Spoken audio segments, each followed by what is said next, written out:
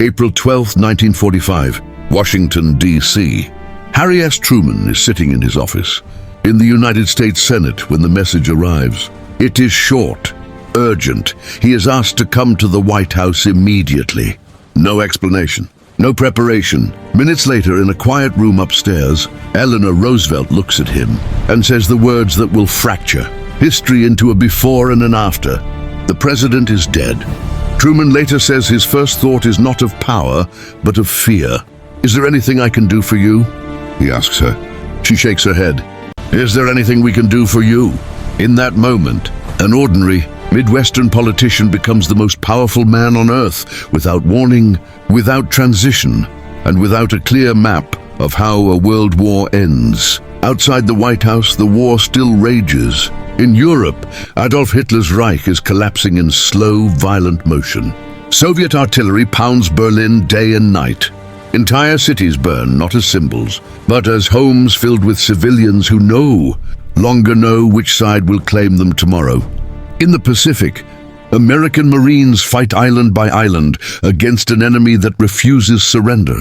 Even when defeat is inevitable, Truman has been vice president for just 82 days. Franklin D. Roosevelt never told him about the Manhattan Project, never walked him through the fragile alliance with Stalin, never explained the plans for shaping the post-war world. Now all of it, every secret, every decision, every life that hangs in the balance, lands on Truman's desk at once. That same evening, he stands alone in the Oval Office, staring at Roosevelt's desk, aware that millions of soldiers are still fighting, and millions more will die before this war finally stops. The end of World War II is approaching, but it will not arrive quietly, cleanly, or without choices that will haunt humanity for generations. Outside, church bells toll for a fallen president. Across the world, guns are still firing, and the question no one yet knows how to answer is simple and terrifying. How does a global war actually end? April 30th, 1945, Berlin, Germany. The air inside the Führer bunker is stale, thick with smoke and damp concrete. Above ground, Berlin is already a graveyard. Soviet shells crash into what remains of the capital of the Third Reich, shaking the underground corridors like an approaching earthquake.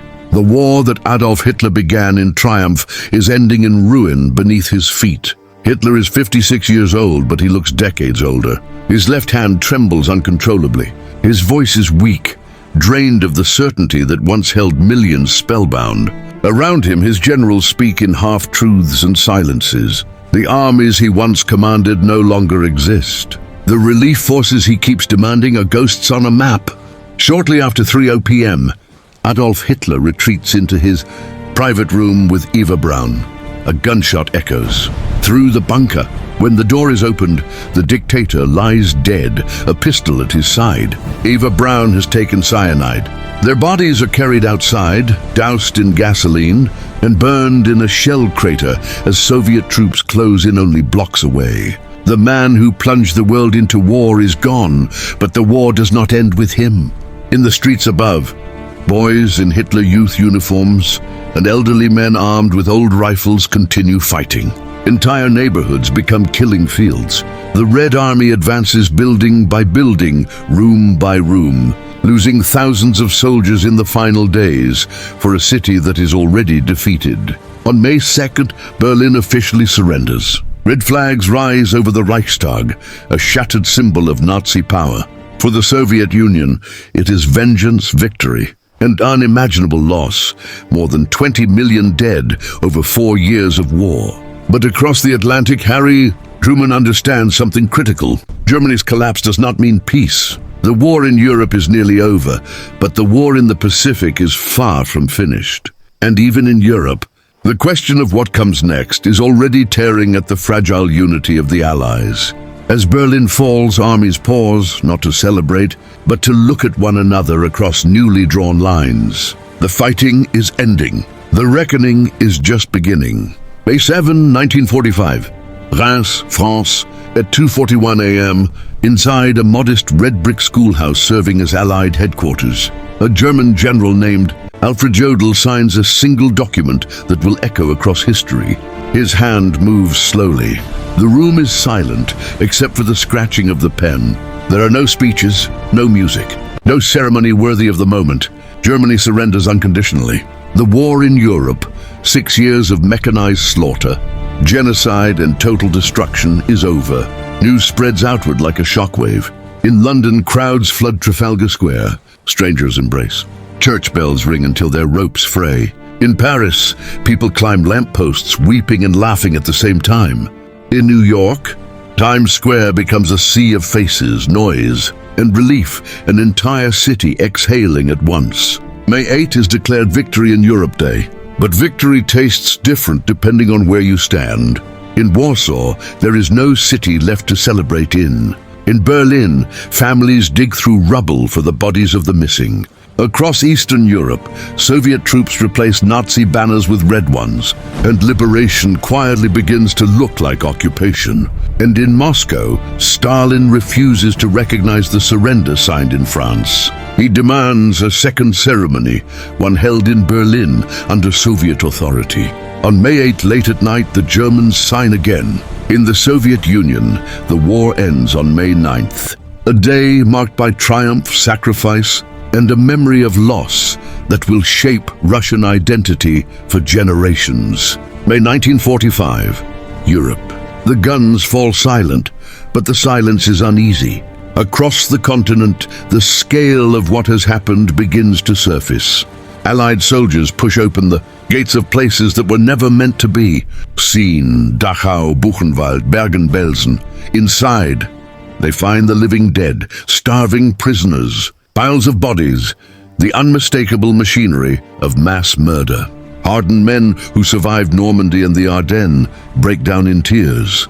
Some vomit. Others stare, unable to speak. Cameras roll, not for propaganda, but because no one will believe this without proof. World War II did not just devastate cities. It revealed something darker about humanity itself. In Germany, millions of civilians wander roads with whatever they can carry. Refugees flow west and east, chasing rumors of safety.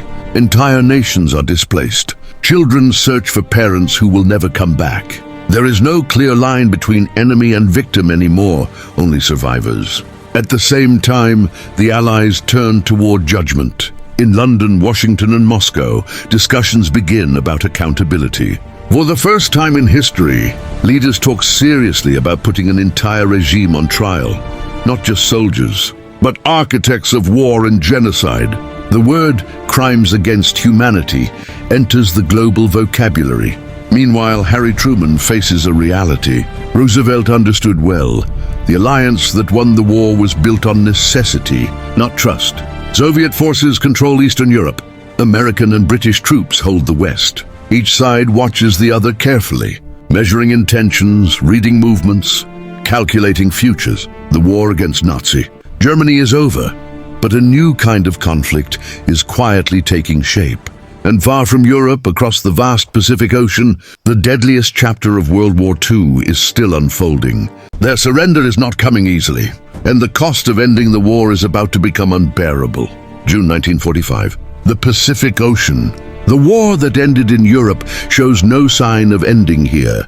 On the island of Okinawa, the last great battle before Japan itself, American forces finally declare victory on June 27. It has taken nearly 3 months. More than 12,000 American soldiers are dead. Japanese military losses are far higher, over 100,000, but the civilian toll is just as haunting. Families leap from cliffs rather than surrender. Children are handed grenades by their own army. For American commanders, Okinawa is not just a battle, it is a warning. Intelligence estimates for an invasion of Japan, project hundreds of thousands of Allied casualties, possibly millions of Japanese dead. The Imperial Army shows no sign of collapse.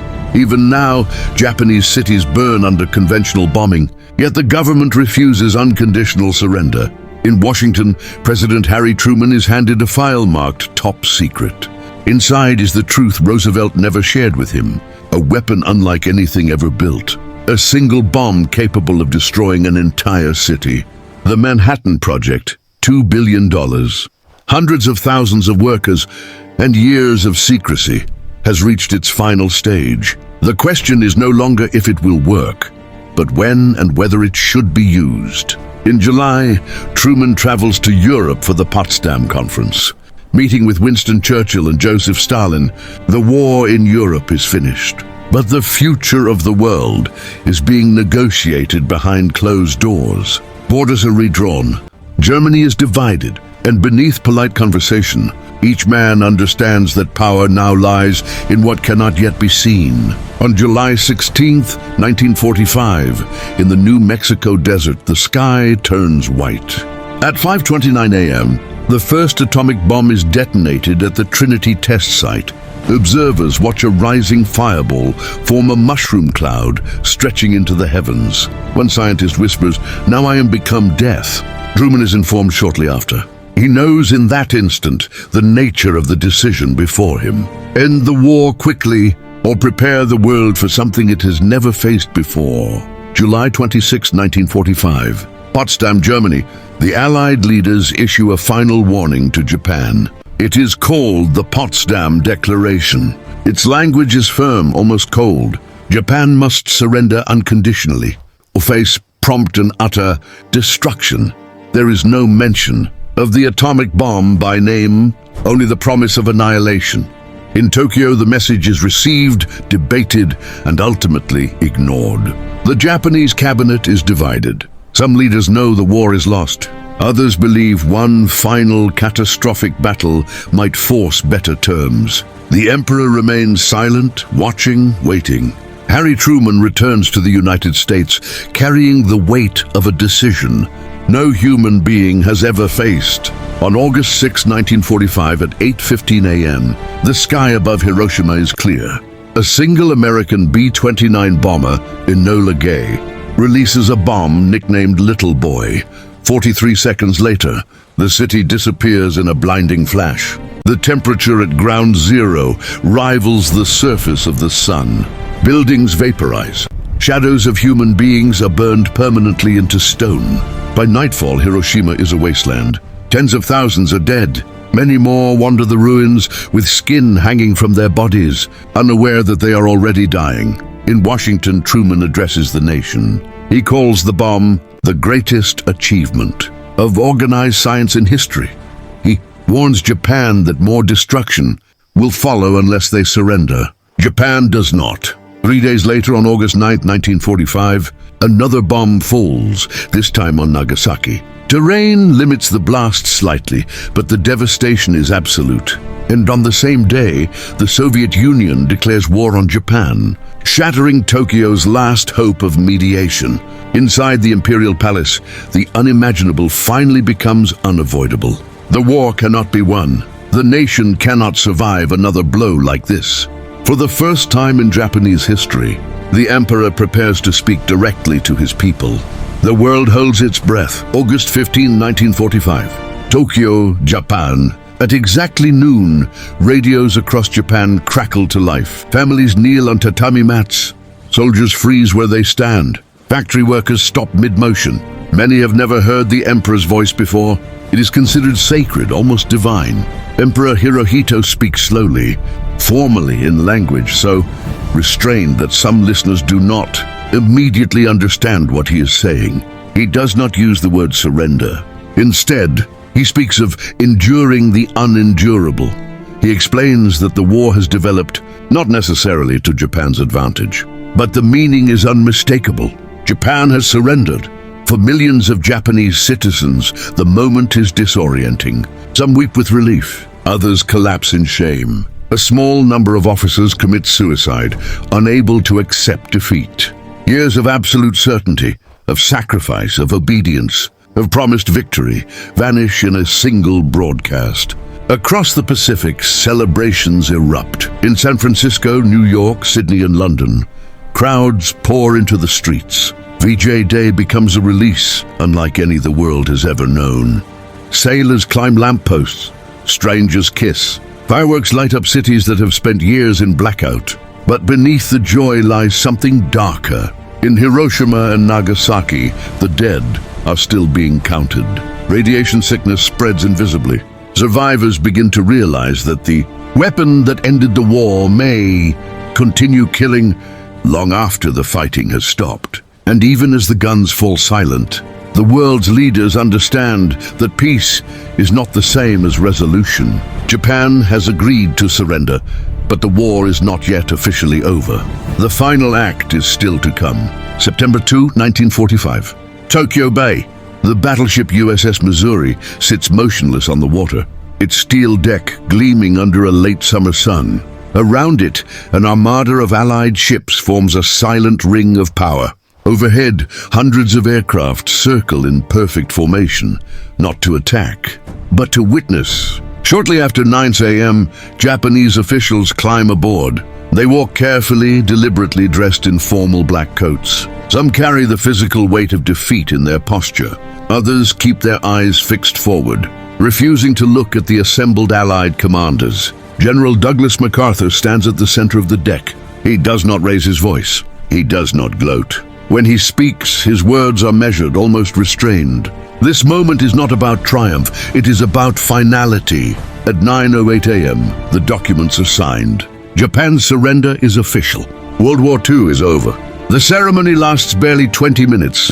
No cheers, no music, just the sound of pens on paper, and the quiet knowledge that the dead will never know this moment has arrived. For the soldiers who have survived, the war ends in an instant, but its memories do not.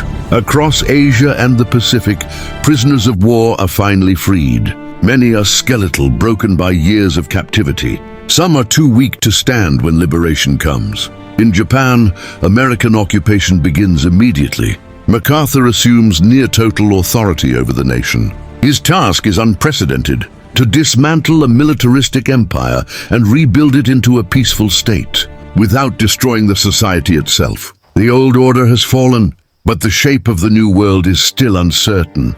Because while the war has ended, the consequences of how it ended are only beginning to unfold. Late 1945, a shattered world.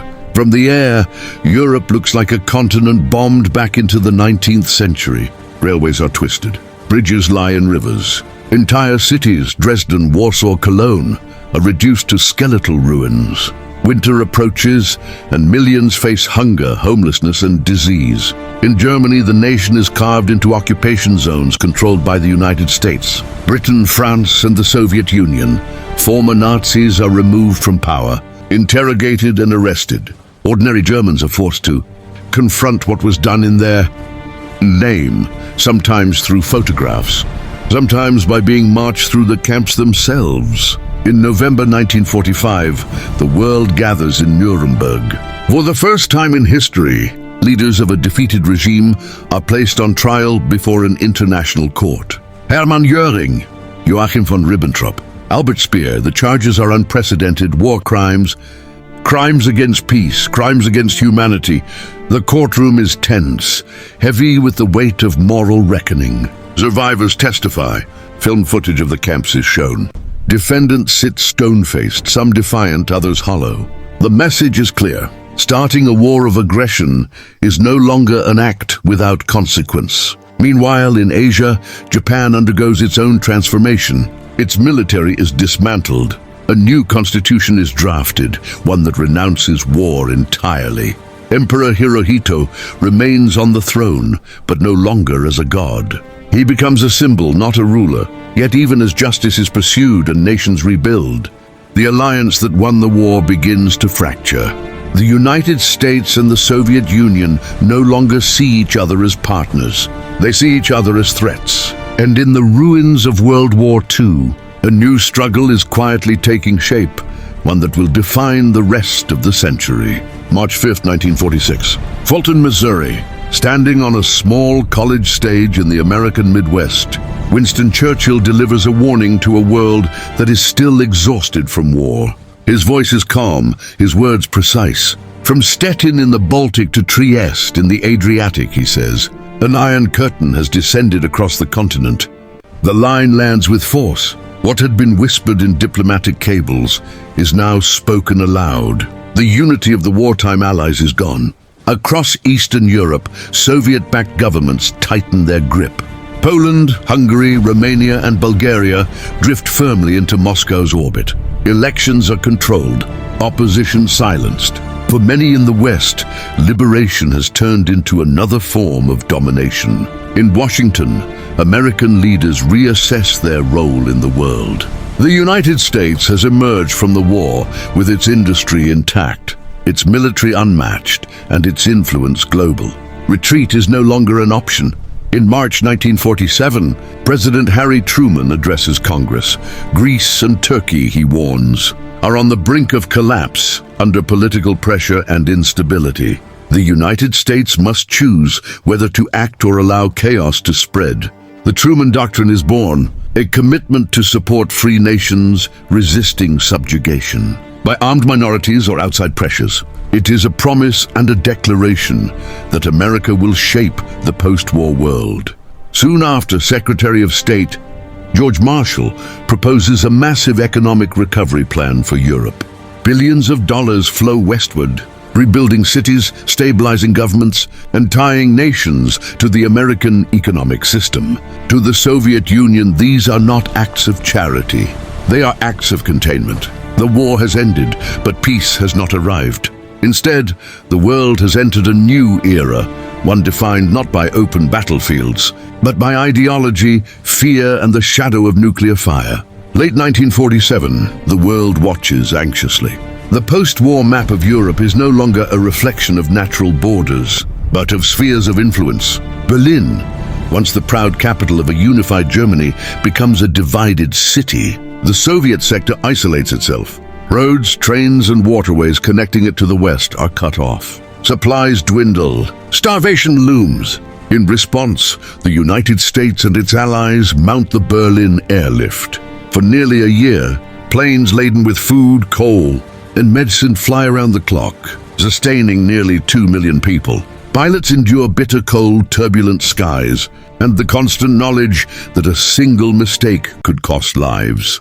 Each landing is a triumph, each flight a reminder that the war's end has not brought security, only new responsibilities. Meanwhile, in Asia, China is engulfed in its own struggle. The civil war between the nationalists and communists escalates as American advisors attempt to stabilize the region. Across the Pacific, Japan slowly recovers under occupation, its people rebuilding not just homes, but a national identity stripped of militarism. By 1949, a stark new reality has crystallized. NATO is formed in the West, a defensive alliance against a perceived Soviet threat. In the East, the communist bloc consolidates under Moscow's leadership. The battlefield has shifted from open warfare to diplomacy, espionage, and ideological dominance. World War II may have ended in 1945, but its consequences continue to shape every decision, every border, every tense conversation between nations. The promise of peace is fragile, and the shadow of the atomic age looms over every capital, every city, every citizen. The world has changed forever, and the story of that change is only just beginning. The years immediately following World War II are a time of rebuilding, reckoning, and reinvention. Cities rise from rubble, economies are revived, and nations attempt to stitch together the torn fabric of society. Yet the war's shadow lingers in every corner of the globe. In Europe, the Marshall Plan pours billions of dollars into reconstruction. Railways are rebuilt, factories reopen, and populations begin to recover. But the psychological scars remain. Survivors of concentration camps try to reclaim lost lives, mourning families who vanished and communities that were erased. The Nuremberg trials continue to set a precedent. Those who commit atrocities will be held accountable, forever linking justice to the memory of war. In Asia, the atomic bombings of Hiroshima and Nagasaki leave a permanent mark on humanity's consciousness. Japan transforms under American occupation, adopting a pacifist constitution and rebuilding its society from the ashes. Yet the haunting question remains: could the world endure another weapon of this magnitude? The Cold War begins to crystallize. Ideologies once united against a common enemy now clash with a quiet ferocity. Eastern Europe, under Soviet influence, and Western nations, led by the United States, become locked in an unspoken struggle for power and influence. Nuclear weapons, once experimental, now define the stakes of global diplomacy. For ordinary people, life slowly returns to routine. Soldiers come home, families reunite, and children grow up in a world determined to learn from the horrors of the past. But the lessons are hard-won, and history reminds them that peace is fragile. World War II ended in 1945, but the war changed more than borders or governments. It altered the way humanity perceives itself, the capacity for destruction, the consequences of hatred, and the resilience required to rebuild. The year 1945 did not just close a chapter, it opened an entirely new book, one that would define the remainder of the 20th century. The guns may have fallen silent, but the echoes of 1945 continue to shape the world we live in today.